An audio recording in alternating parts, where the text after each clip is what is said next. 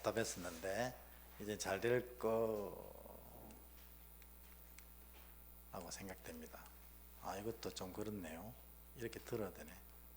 자, 오늘은 이 주제가 뭐냐면 재직의 신앙 관리입니다. 아니, 신앙을 관리를 해야 돼? 관리를 해야 되는가 봅니다. 근데 사실 여러분, 관리를 한다고 되는 게 신앙은 아닙니다, 사실은. 그래서 진짜 신앙에 가장 필요한 것은 성령의 임재거든요. 신앙에는 성령이 없으면 아무것도 할 수 없는 신앙이 되는 겁니다. 그래서 제가 지금부터 계속해서 기도하고 있고, 그래서 이번 요한복음 이번 주는 목자 간증이 있고 다음 주에 요한복음 21장 마지막 설교로 마치고 나면 이제 마지막 주부터 성령에 대한 얘기를 제가 하려고 합니다. 왜냐하면 우리가 예수를 믿지만 정말 능력 없는 신앙을 살아갈 때가 너무나 많거든요. 그건 진짜 불가능한 일인데 왜 우리가 예수를 믿으면서도 능력 없는 신앙생활을 살아가느냐? 성령의 충만함이 없기 때문입니다. 그래서 이 성령의 충만함이 없다는 자체는 이미 신앙이 제대로 되어져 가고 있지 않다는 것을 증거하는 거거든요. 그래서 차분히 성령의 세례가 뭐고, 또 성령의 충만은 뭐고, 또 성령의 충만을 가지려면 어떻게 해야 되고, 또 내가 성령이 충만하여졌을 때 어떠한 증거가 내 삶에 나타나는지를 우리가 차분히 배워서 이제 신앙이 진짜로 능력 있는 신앙. 왜 신약 성서의 성도들은 이렇게 능력이 신앙을 살았는데 우리는 그렇지 못한가 하는 거예요. 딱 한 가지 차이점은 성령이 충만하냐 충만하지 않느냐, 그 차이거든요. 그 얘기를 이제 앞으로 2월 말부터 언제까지가 될지는 모르겠습니다. 그래서 성령에 대한 얘기를 끊임없이 여러분과 함께 나누고, 또 우리 스스로가 이 성령의 충만함에 이룰 수 있도록 함께 여러분과 제가 훈련해 나아가려고 합니다. 여러분 많이 기도해 주시라고 이런 얘기를 드리는 겁니다. 지난주에는 이 믿음의 이 기초에 대한 얘기를 먼저 했었거든요. 믿음의 기초. 믿음의 기초가 뭐냐? 바로 세 가지 믿는 거다 하는 거거든요. 이 세 가지를 고백할 때 그에게 일어나는 일이 뭐냐면 바로 구원이라는 겁니다. 구원. 그러니까 우리가 이 세 가지를 모르고 구원을 받겠다? 그건 진짜 웃긴 일이라는 거예요. 뭐냐면 믿음의 내용이 이 세 가지거든요. 여러분 잘 아시죠? 첫 번째 믿음의 내용은 뭐죠? 하나님이 나 사랑하신다는 거 믿는 거. 이게 첫 번째 믿음의 내용입니다. 여러분, 저는 여러분 사랑 못할 수도 있습니다. 여러분, 나도 나를 사랑 못할 때가 얼마나 많습니까? 근데 하나님은 목사가 사랑 안 해줘도, 내가 나를 사랑하지 못할 지경에 이르러도 하나님은 여전히 나를 사랑하신다는 거 믿는 거. 이게 믿음의 가장 기초입니다. 두 번째로는 그래서 천국에 들이시려고 이 십자가를 통해서 내 죄를 다 사해 주셨다는 것입니다. 그러니까 여러분, 우리는 예수 그리스도를 구주로 고백한 그 순간 우리의 모든 죄가 다 사하여졌습니다. 그래서 우리를 죄인이라고 부르면 안 되는데, 우리가 여전히 우리를 죄인이라고 부르는 것은 예수를 구주로 고백하고 나서도 여전히 죄 자리에 앉아있기 때문에 자기가 스스로를 죄인이라고 부르는 겁니다. 그래서 예수를 믿고 나면 죄의 자리에서 일어나야 됩니다. 내 죄를 다 사해 주신 그 은혜, 깨끗이 목욕하고 돼지가 또 더러운 곳에 눕는 것처럼, 개가 토한 것을 다시 먹는 것처럼 그런 삶을 사는 것이 믿음이 아니라는 거예요. 그래서 여러분, 이 내 죄를 다 사해 주셨어요. 마지막에 뭐냐면 하나님께서 구원하신 자를 끝까지 이끌어 가시고 그 삶을 완성하신다는 것입니다. 여러분, 이 세 가지에 대한 분명한 믿음이 없으면 우리는 아직도 믿음이 없는 겁니다. 사실 예수 이름을 부르지만 예수 이름을 믿지 못하는 거예요. 이 세 가지 믿는 게 믿음이거든요. 그럼 이 세 가지를 믿을 때 어떤 일이 일어나느냐? 구원이 여러분 삶에 나타나는 것입니다. 여러분 모두가 구원의 백성 되시길 주의 이름으로 축원합니다. 이렇게 고백하는 자들에게 베푸는 것이 바로 물세례입니다. 물세례. 이제 나중에 할 얘기지만 물세례예요. 이렇게 고백하는 자들에게. 그렇다고 물세례 받았다고 성령의 놀라운 역사와 능력들을 가지고 행사하고 있습니까? 그렇지는 못하다는 거죠. 그래서 그때 물세례 받은 자들 중에 성령의 세례가 필요하다 하는 얘기를 하고 있습니다. 그거는 나중에 성령 얘기할 때 우리가 집중적으로 한번 해보려고 합니다. 이런 믿음의 기초를 쌓고 나면 이 기초를 점점 키워가는 작업이 기본기거든요. 여러분, 우리 창우 청년이 테니스를 되게 잘 쳐요. 저도 대학원 다닐 때 테니스를 잠깐 배웠거든요. 테니스를 배우러 갔는데 조금 하다가 때려쳤어요. 왜냐하면 지금 계속 하고 있는데 한 자세만 계속 하라는 거예요. 제가 보여드릴 수도 없고 하나 둘 셋 하나 둘 셋 하나 둘 셋 이것만 계속 하라는 거예요. 그게 기본기라는 겁니다. 기본기예요. 이게 안 되면 나중에 기술을 구사할 수가 없고 본격적인 기술의 이 업그레이드가 안 된다는 겁니다. 그래서 믿음의 기본기가 뭐냐? 뭐라고 그랬어요? 가장 먼저 뭐 하는 게 기본기다? 기도하는 거예요. 여러분, 무슨 일의 시작에 있어서 기도가 출발 안 되면 여러분 아직 믿음의 기본기가 없는 겁니다. 기본기가 없으니 믿음이 자라나질 않는 거예요. 어떤 일이든지 기도로 시작하는 게 기본기입니다. 그러니까 우리가 다 여기 여러분 이 예배하러 오시면 제일 먼저 뭐 합니까? 말할 것 없이 기도부터 하시는 거예요. 이 예배가 신령과 진정으로 드리게 하시고 드린 나에게 주님 찾아오셔서 성령의 충만함을 허락하시고 이 예배를 통해서 내 영과 삶이 완전히 바뀌어지는 은혜를 경험케 하옵소서. 기도 안 하고 이 예배를 드렸다면 실패입니다. 그것은 예배의 실패뿐만 아니라 믿음의 기본기가 안 잡힌 거예요. 여러분 아침에 눈 딱 뜨면 뭐합니까? 저도 4시 10분 알람이 있거든요. 새벽에. 사실은 알람 울리기 전에 먼저 깨 있어요. 언제 알람이 울리나 막 뒤척대고 있거든요. 그냥 일어나면 될 텐데 또 일어나긴 싫어요. 언제 알람이 울리나 뒤척대다가 울리면 탁 끄고 침대 끝에 딱 앉아가지고 기도합니다. 주님, 또 하루가 시작됩니다. 오늘 하루도 여러 가지 일이 있는데 내 오른손은 항상 주님 붙잡고 가게 하옵소서. 내 눈은 늘 주님 바라보고 오늘 하루를 지내게 하옵소서. 그렇게 하고 출발하거든요. 이게 기본기입니다, 여러분. 이 기본기가 아직도 안 됐으면 신앙이 성장을 안 해요. 그러니까 아직도 여러분 무슨 일을 하든지 딱 앉아서 기도를 시작하지 않는다면 여러분들 기본기가 안 돼 있는 겁니다. 재직 정도 되면 어떤 일에서든지 무조건 기도로 시작하는 거예요. 그리고 뭘로 마무리합니까? 감사로 마무리하는 거예요. 감사로 마무리하는 이유를 제가 알려드렸죠. 왜냐하면 우리가 오늘 기도로 시작하면 하루에 은혜가 차거든요. 근데 이 은혜의 이 유통기한이 있어요.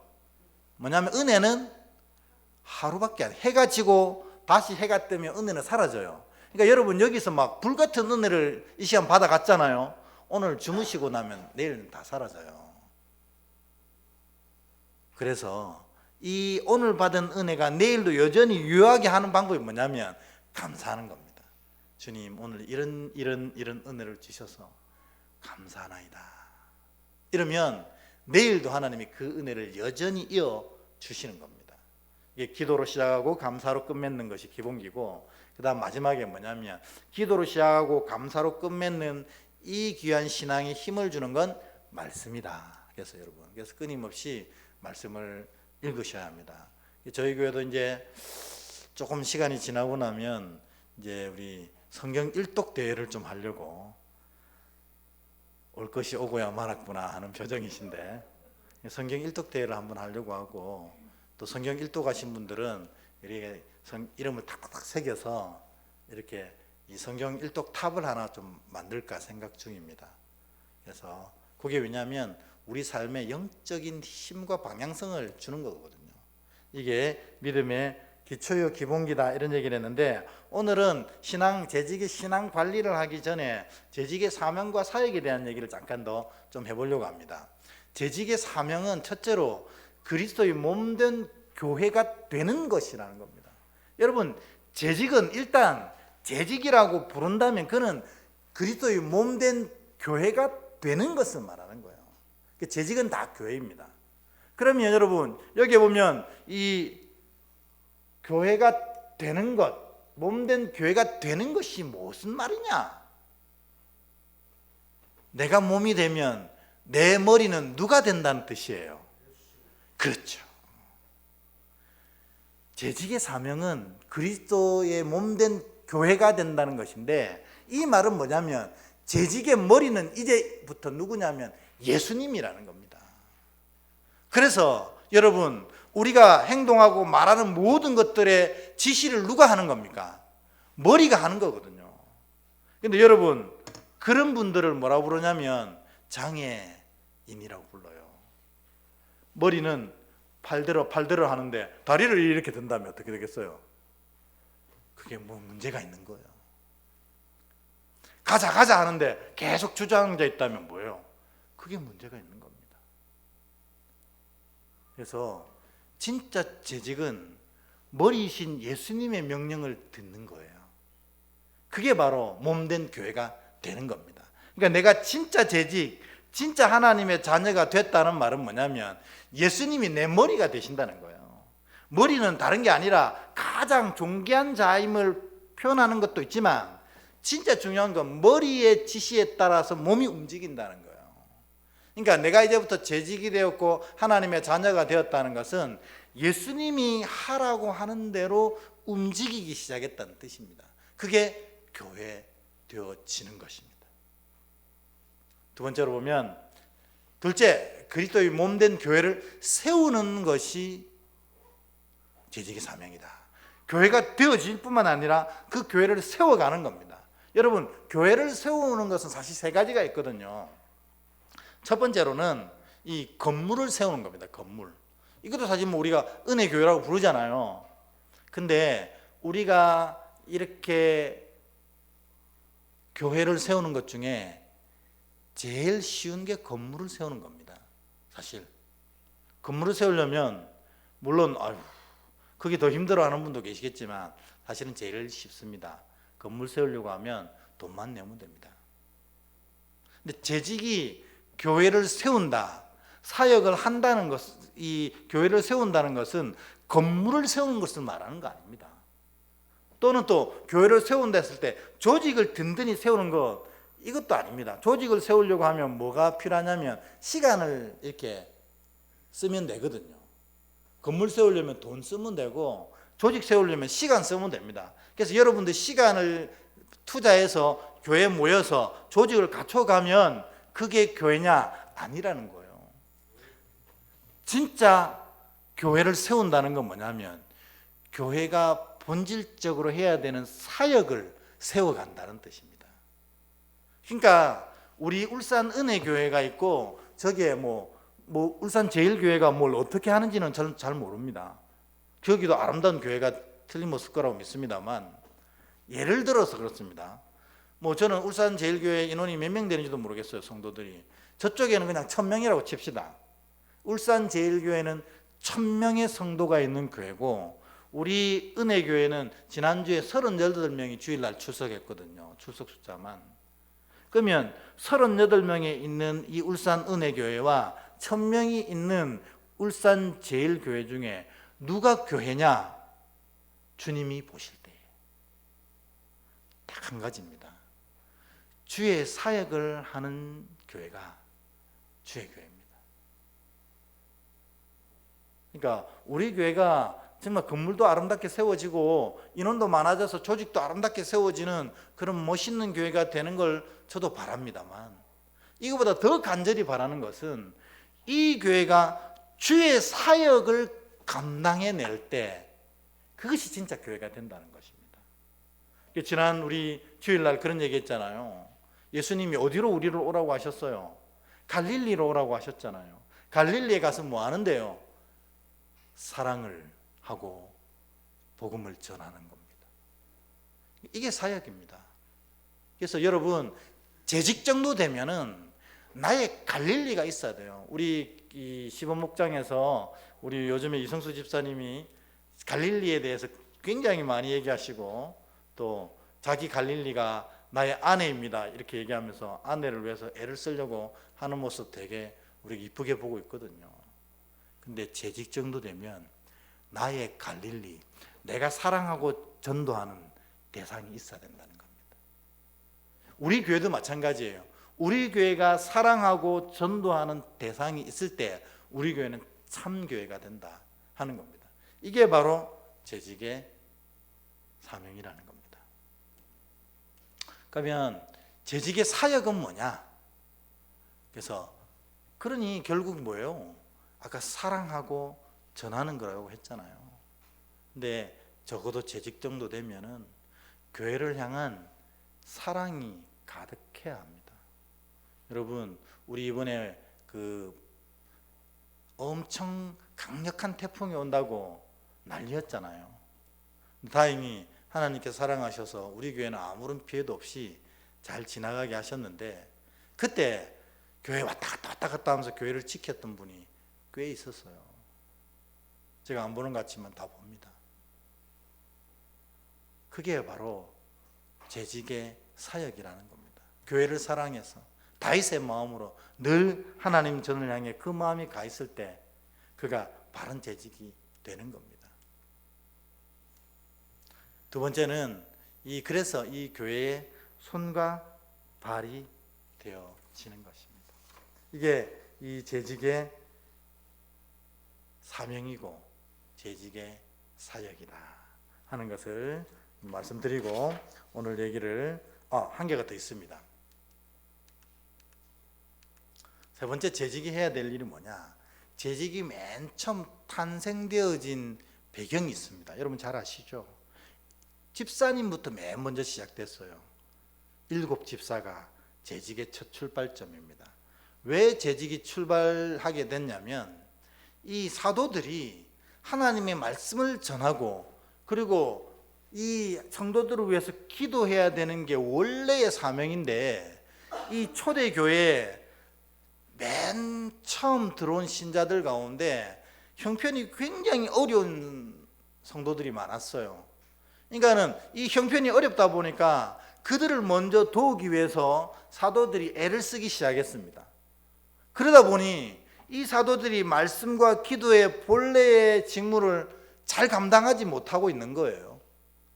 그래서 7 집사를 세워서 이 7 집사들로 하여금 그 일을 감당하게 하고, 이 사도들은 말씀과 기도에 전무할 수 있도록 도운 겁니다. 이것이 재직의 출발점입니다. 그러니까 재직의 사명은 뭐냐면, 사실은 목회자가 목회자다운 일을 할 수 있도록 도와주는 것입니다. 그냥 목회자다운 일이 뭔데? 바로 말씀과 기도에 전무하는 일이라는 것입니다. 여러분, 제가 여기 서가지고 이상한 소리만 하고 소풍 갔다 온 소리만 하고 뭐 요즘에 먹는 것들 얘기만 하고 이러면 어떡하겠습니까, 여러분? 이 아까운 시간에 복음을 오롯이 전해도 부족한 이 시간에 엉뚱한 소리만 하고 있으면 어떡하겠어요, 이 강단에서. 여기서 제대로 된 말씀이 선포되어져야 여러분에게 이 힘이 되어지고 여러분 삶의 방향성이 결정되어지는 거 아니겠습니까? 그래서 제가 말씀을 하나하나 준비할 때 애를 쓰고 노력하는 이유는 바로 그것이거든요. 그리고 저도 여러분을 위해서 최선을 다해서 기도하려고 애를 씁니다. 그게 저의 본업이기 때문에, 본 사명이기 때문에 그렇습니다. 그러니까 재직들은 이 일을 잘 감당할 수 있도록 여러분들이 도와주셔야 됩니다. 그러니까 제가 교회 일 한다고 뭐 예를 들어서 뭐 신방한다고, 그리고 교회 이 관리한다고, 또 선교의 일선에 나간다고 제가 막 애를 쓰고 있으면 여러분 잘못되어져 가는 겁니다. 그 일은 재직들이 하는 거예요. 재직들이 신방을 가고, 재직들이 교회 관리를 하고, 재직들이 선교 일선에 나가서 하고, 목사는 이거를 위한 방향성을 결정하고 이에 대한 힘되는 말씀을 제공하고 이를 위해서 뒤에서 기도하는 일을 감당할 때 교회가 완전해지는 것이라는 겁니다. 그러면 아까 그런 얘기를 했거든요. 재직의 사명은 교회가 되는 것이 사명이고 교회를 세우는 것이 사명인데, 교회를 세울 때 뒤로 갈수록 가장 힘들어요. 사실은 돈 내는 게 제일 쉬워요. 시간 내는 건 두 번째로 쉬워요. 근데 마음을 내야 사역을 할 수 있다는 것입니다. 여러분, 아무리 돈 많고 시간 많아도 마음이 없으면 사역할 수 없습니다. 그러니까 여러분, 오늘 보면은 이 일을 도울 때, 목회자를 도울 때, 그리고 내가 교회 일을 감당하며 이 수고할 때 가장 중요한 이 마음을 내어야 한다는 것입니다. 그러니 여러분이 사역을 감당 못하겠습니다 하는 건 사실 정확하게 얘기하면 그 일을 할 마음이 없다는 뜻입니다. 어떻게 해서든지 할 수 있습니다. 제가 이제 그런 얘기 했거든요. 저도 승수 집사님한테 그런 얘기 했어요. 요즘에 엘샤다이 관리하기 힘들어서 많이 기도하고 있거든요. 본인이 엘샤다이를 앞에서 이끌어가는데 그런 얘기를 했습니다. 승수야, 이제 우리 둘이는 친하니까, 승수야, 네가 직장에서 일을 할 때 힘들지? 네, 힘듭니다. 그런데 일하는 이유가 뭐야? 힘들어도 일하는 이유가 뭐야? 해야 되기 때문에 하잖아요. 당연하거든요. 내가 직장에서 사례를 받기 때문에 이 일을 하는 겁니다. 해야 되기 때문입니다. 하지 않으면 사례가 안 나오잖아요. 마찬가지로 하나님의 일도 힘들어도 해야 되는 겁니다. 왜냐하면 이 세상의 일은 아무리 열심히 해도 내 생명이 끝나면 다 사라지지만, 하나님의 일은, 하늘복은 내 생명이 끝나는 순간 더 빛을 발하거든요. 영원토록 이어질 거라는 겁니다. 그래서 예전에 우리의 진짜 본업은 뭐냐? 지금 세상에서 하고 있는 일은 모두 다 알바라는 겁니다. 우리 진짜 본업은 예수를 믿는 것, 믿음 생활하는 게 우리의 본업이고, 하나님의 교회를 세워가는 게 우리 본업이고, 영혼을 구원하는 게 우리의 본업입니다. 왜냐하면 그것은 천국에서도 여전히 반짝반짝 빛날 것이기 때문이다. 근데 이거를 하려고 하면 마음을 먼저 내어야 한다는 것입니다. 그 마음은 믿음이 있어야 되는 것이겠죠. 어쨌든 여러분, 오늘 시작하기 전에 이만큼 얘기해놓고 시작하기 전이래. 재직의 사명과 사역이 뭔지 여러분 좀 분명히 기억하셨으면 좋겠어요. 재직의 사명, 사역은 교회가 되는 겁니다. 그러니까 이제부터 내 머리는 예수여야 그게 바른 재직, 바른 신앙인입니다. 나는 이 예수의 생각과 뜻에 움직여져야 그게 진짜 바른 신앙이라는 겁니다. 그리고 교회를 세워가는 겁니다. 교회를 세워가는 것은 사역하는 것을 말합니다. 사역은 여러분 기억하십시오. 마음을 내어야 할 수 있는 것입니다. 시간 없어서 사역 못하겠습니다, 그런 얘기는 하지 마세요. 돈 없어서 사역 못합니다, 그런 얘기 하지 마세요. 사역은 마음을 내어서 하는 것입니다. 그러니까 여러분, 앞으로 마음을 내어서 재직의 일들을 감당할 때 하나님의 귀한 은혜와 역사가 나타나게 되는 것입니다. 자, 요거를 하기 위해서 오늘 주제가 뭐냐면 재직의 신앙 관리입니다. 그러면 재직의 신앙 관리를 어떻게 해야 되는가? 오늘 큰 주제의 말씀이 있는데 뭐냐면 기본에 충실해야 흔들리지 않는다는 것입니다. 아까 믿음의 기본기 얘기했잖아요. 똑같은 얘기입니다. 오늘 그 사실은 신앙관리가 그런 거거든요. 기본에 충실할 때 흔들리지 않습니다. 아무리 겉보기에 화려해도 기본이 갖춰지지 않으면 곧 무너집니다. 그래가지고 그 얘기가 바로 오늘 여러분 나눠드린 이 교재 있잖아요. 이 교재 첫 번째 들어가면서의 얘기입니다. 여러분 들어가면서 얘기 여러분 한번 읽어 주시겠습니까? 같이 읽겠습니다. 여러분 스스로 해결하십시오. 여기부터 에드가 게스트의 시입니다까지 한번 읽어보겠습니다. 시작. 여러분 스스로 해결하십시오. 여러분은 모두 위대한 사람들이 소유한 것을 이미 가지고 있습니다. 두 팔과 두 손, 두 다리, 두 눈, 그리고 지혜롭게 사용할 수 있는 두뇌가 그것입니다. 그들은 모두 이러한 장비를 가지고 시작했습니다. 그러므로 정상을 향하여 출발하십시오. 그리고 나는 할 수 있다고 말하십시오. 그러나 여러분은 또한 직면해야 합니다. 여러분은 여러분의 위치를 결정해야 할 유일한 사람입니다. 어디를 가기 원하든지 알아야 할 진리가 얼마나 많이 공부할 것이 여러분 스스로 결정해야 합니다. 하나님은 여러분의 삶을 위해 훌륭한 장비를 구비해 주셨지만 그분은 여러분이 원하는 것을 스스로 결정하도록 하셨습니다. 에드가 게스트의 시입니다. 이렇게 되어 있습니다. 에드가 게스트라는 사람이 시를 졌는데 이런 시를 졌대요. 이게 번역이 돼가지고 좀 뜻이 약간 그렇긴 한데 이 말 뜻은 뭐냐면 우리는 모든 것을 다 할 수 있는 사람이라는 것입니다. 이게 믿음의 대전제입니다.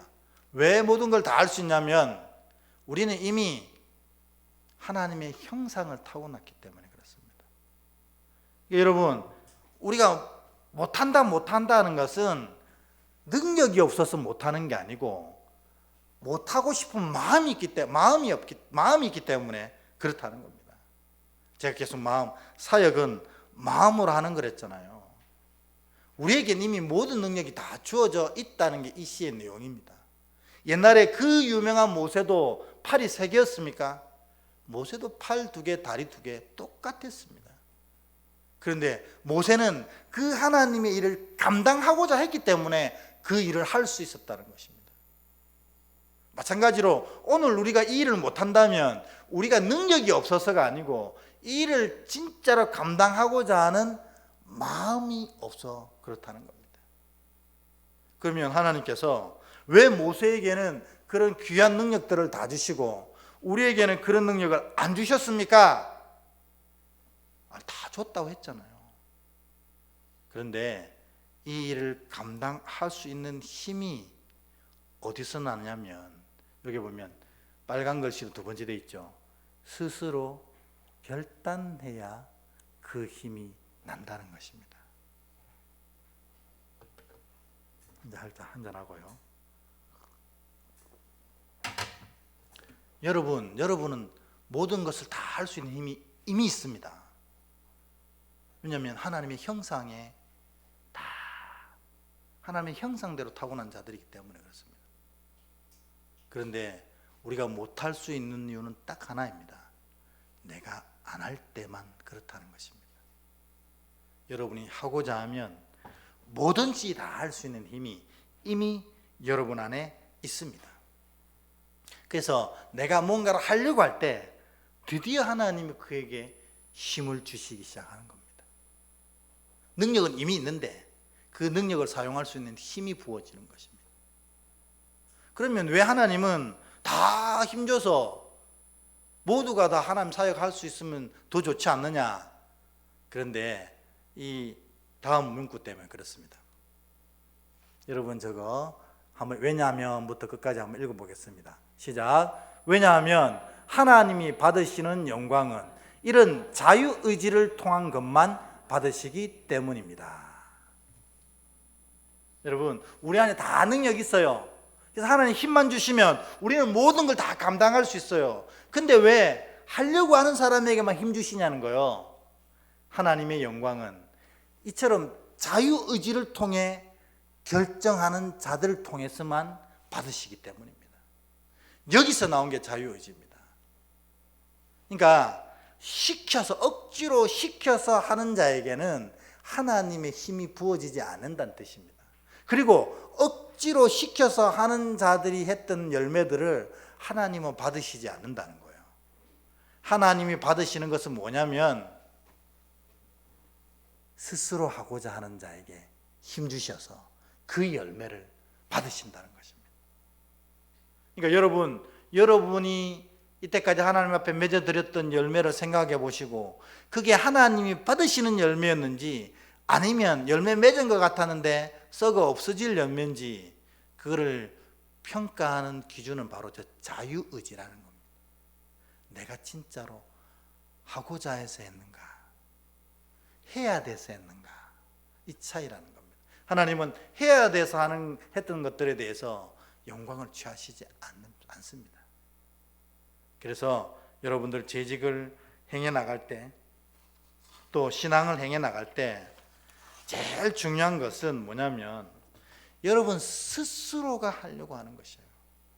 그를 통해서 하나님 영광 받으시고, 그를 통해서 힘을 다하시고, 그를 통해서 여러분의 신앙의 관리들이, 신앙의 훈련들이, 신앙의 힘들이 쑥쑥쑥 솟아나고 일어나는 것입니다.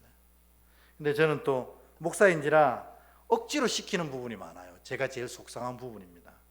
이래가지고 하나님 영광 받으시겠느냐는 거예요. 그러니까 여러분, 제가 하는 얘기를 듣고 억지로 하지 마시고 여러분이 고민해 보시고 판단해 보셔서 이 일은 하는 게 맞다, 이런 결단 후에 하셔야 하나님의 힘이 부어지고, 그리고 그 열매는 하나님이 비로소 받으신다는 겁니다. 제 얘기 이해하셨나요? 그러면 말씀을 통해서 보도록 하겠습니다. 오늘 먼저 성경을 한번 읽어보겠습니다. 골로새서 3장 9절에서 17절입니다. 저와 여러분이 한 절씩 교독하도록 하겠습니다. 9절에서 17절 제가 먼저 읽습니다. 너희가 서로 거짓말을 하지 말라. 옛사람과 그 행위를 벗어버리고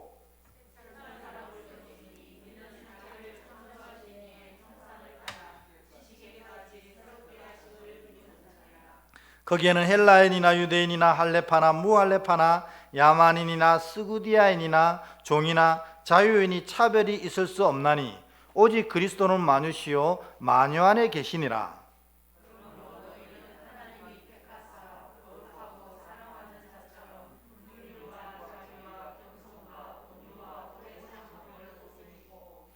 누가 누구에게 불만이 있거든 서로 용납하여 피차 용서하되 주께서 너희를 용서하신 것 같이 너희도 그리하고,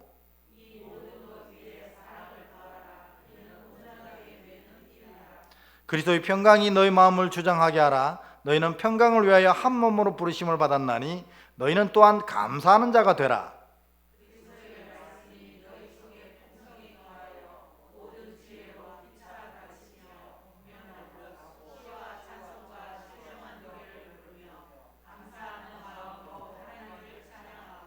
함께합니다. 또 무엇을 하든지 말이나 일이나 다 주 예수의 이름으로 하고 그를 힘입어 하나님께 아버지께 감사하라. 아멘. 오늘 여기 보면 그 페이지요. 네. 어디까지 갔어? 여기 있습니다. 성경과의 만남에서 여기서 두 가지 아주 독특한 비교가 있거든요. 뭐냐면 옛사람하고 새 사람에 대한 비교를 바울이 하고 있습니다. 이미 답이 나왔는데요. 옛사람과 새 사람의 차이점이 뭐냐면 요거였어요. 골로새서의 말씀에 의하면 뭐냐면 그리스도로 옷 입었는가 옷 입지 않았는가, 이 차이가 옛사람과 새사람 차이입니다. 즉 옛사람은 뭐예요? 구원받지 못한 자들 말하는 거예요. 새사람은 뭡니까? 예수님을 통해 구원받은 자를 말합니다. 예수님을 통해 구원받은 자들은 특징이 뭐냐면 그리스도의 옷을 입었더라 하는 겁니다. 이 말이 도대체 무엇일까? 이 옷은 나의 정체성을 말합니다. 여러분, 경찰들은 나가서 뭘 입습니까? 경찰복을 입잖아요. 간호사들은 뭐예요? 간호사복을 입고, 의사들은 의사 옷을 입고, 자기의 정체성에 맞는 옷을 다 입습니다. 법관들은 법복을 입고. 이런 것처럼 그리스도인들은 그리스도의 옷을 입는데, 이 말은 무슨 말이냐면 그리스도인의 정체성을 드러내며 산다는 것입니다. 이게 새 사람의 특징이에요. 그러니까 사실 믿음의 자녀들은 누가 얘기하지 않아도 당신 혹시 교회 다니시지 않습니까? 이런 얘기를 들어야 정상이라는 거예요. 근데 아직도 내가 세상 나가면 내가 교회 다니는지 아무도 모른다면 그런 사람은 뭐라고 부르냐면 옛사람이라고 부르는 겁니다. 그러니까 옛사람을 벗어버리고 바울은 새사람을 입으라고 하는 것은 언제 어디서든지 내가 그리스도인이라는 정체성을 드러내라는 겁니다. 그리스도인에 대한 정체성을 드러낼 때 그리스도의 은혜가 그곳에 임하는 겁니다. 왜냐하면 하나님 나라가 예수를 선포한 그 자리에 임하기 때문에 그렇습니다. 그래서 내가 있는 그곳이 하나님 나라가 되고 하나님의 역사가 나타나는 자리가 되는 것입니다.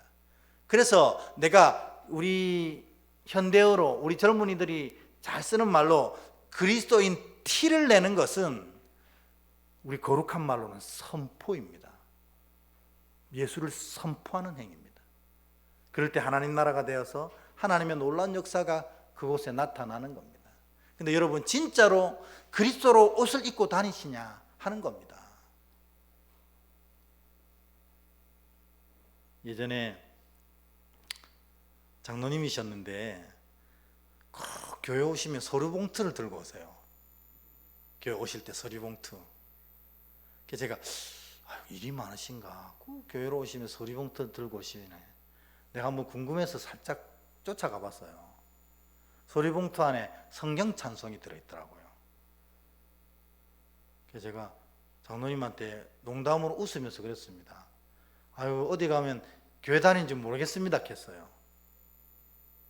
여러분, 성경 찬송이 부끄럽나요? 서류 봉투에 넣고 와야 될 정도냐요? 그리스도로 옷 입지 못한 아직도 옛사람을 품고 있는 것입니다. 내가 그리스도를 나타날 때 그것이 하나님 나라가 되는 것입니다. 그것이 하나님 역사가 나타나게 되는 것입니다. 그럼 어디서든지 그리스도인임을 드러내셔야 돼요.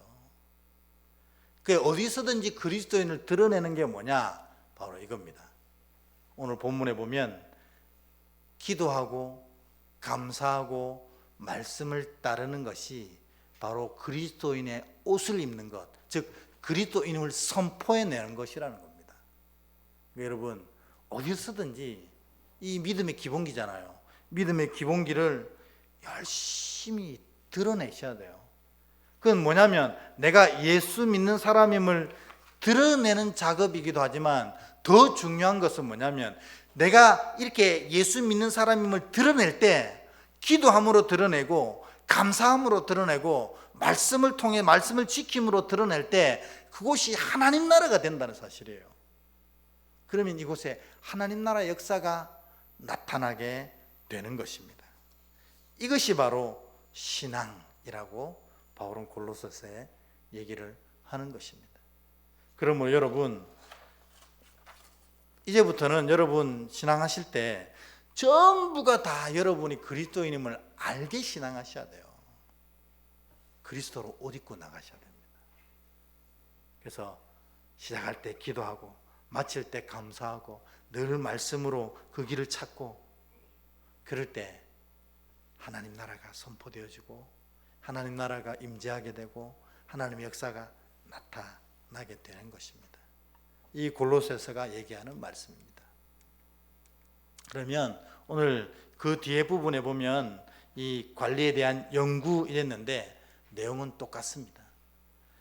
제일 중요한 것, 규칙적인 기도 생활이 중요하다. 왜냐하면 이 기본기가 특별히 기도와 관련돼서는 제일 중요한 게 뭐냐면 기도는 습관이 잡혀야 되는 것입니다. 우리 아이들이 아직도 식사할 때 식기도를 제대로 못해요. 아, 맞다! 항상 그럽니다.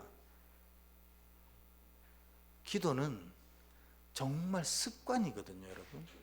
그래서 규칙적인 기도 생활이 신앙 관리의 첫 번째라는 겁니다. 어떻게 규칙적으로 기도 생활을 하는지 습관이 될 때까지 하는 겁니다. 예수님도 습관을 쫓아 기도하셨다고 그랬잖아요. 기도의 능력은, 기도의 힘은 기도가 습관이 될 때 나타납니다.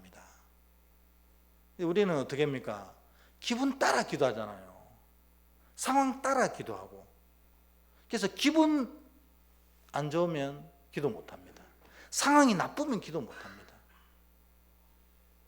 습관을 쫓아 기도할 때 기분과 상황을 이겨내는 힘이 생기는 것입니다.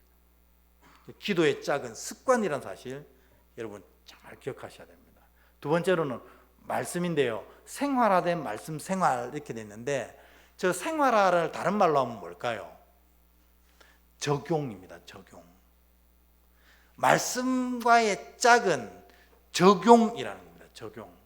여러분, 아무리 주옥 같은 말씀을 들어도 저문 나가면 끝나잖아요. 저문 나가면. 그거는 말씀의 힘을 하나도 쓰지 못하는 결과를 초래합니다. 말씀의 진짜 살아 운동력 있는 능력은 언제 나타나냐?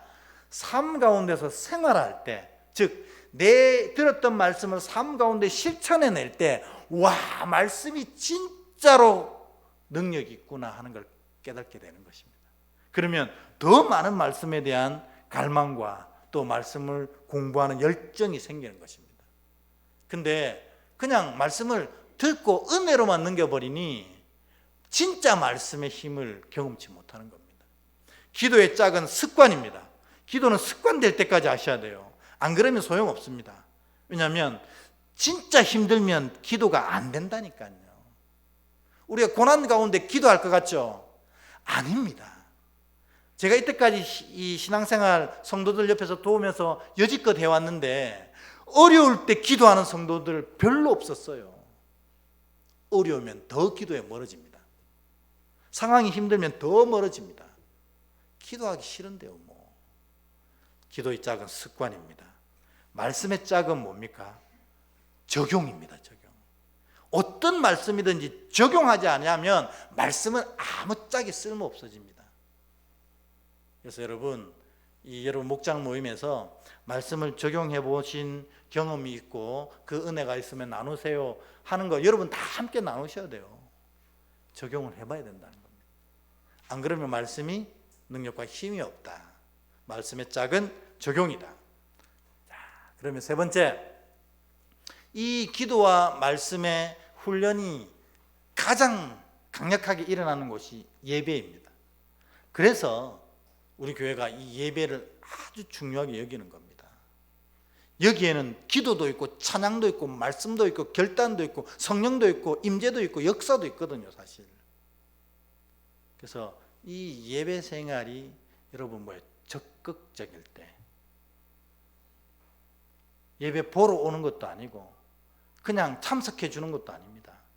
이 예배를 통해서 은혜를 누리겠다는 그 적극성이 이 예배를 이끌고 올 때 놀라운 은혜가 나타나게 되는 것입니다. 그래서 예배와 짝되는 것은 적극성이라는 겁니다. 적극성. 마지막 5. 끊임없는 독서 생활도 신앙 관리에서 아주 중요하다는 것입니다. 그래서 저도 앞으로는 이제 우리 주보나 광고에 이달에 영적 도서를 좀 소개를 할까 하는 생각을 가지고 있습니다. 왜 그러냐면 여러분, 우리가 삶을 살아갈 때 삶을 이겨내는 힘은 지혜이지 지식이 아니거든요. 지혜가 있어야 삶을 이겨냅니다. 그런데 놀랍게도 이 지혜의 뿌리는 어디서 나오냐면 지식에서 나오는 겁니다.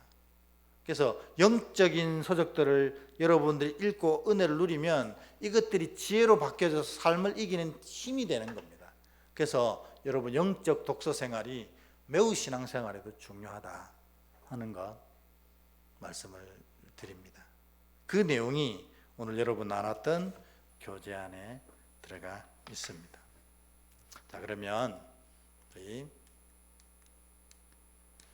마지막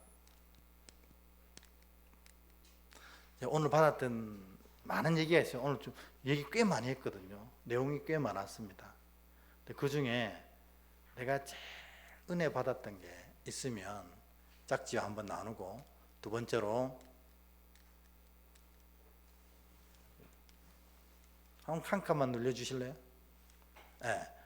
서로의 기도 제목도 나누고, 처음에는 오늘 내용 중에 난 요거 오늘 참 은혜가 됐다 하는 거 좀 나눠주시고, 두 번째로는 각자의 기도 제목 나누시고, 그래 다 나눴으면 서로를 위해서 바로 기도하시되, 얘기는 너무 많이 할 시간은 없는 것 같아요. 지난번에 얘기 너무 많이 하시던데 그냥 받은 은혜 나누시고 기도 제목도 나누시고, 그리고 바로 기도하실 때 기도 제목과 함께 손잡은 이분이 정말 바른 재직으로 세워질 수 있도록 이게 서로를 위해 중보하기도 하는 시간 갖겠는데 이제 짝을 정해야 됩니다. 지난 주 수요일 날 짝했던 분 말고 다른 짝이랑 지금 찾아가십시오. 그래서 아무래도 어른들이 좀 찾아가시는 게 훨씬 편하실 거예요. 어른들이 좀 찾아가셔서 나랑 오늘 나눔 좀 가집시다 하고 자 지금부터 출발하도록 하겠습니다.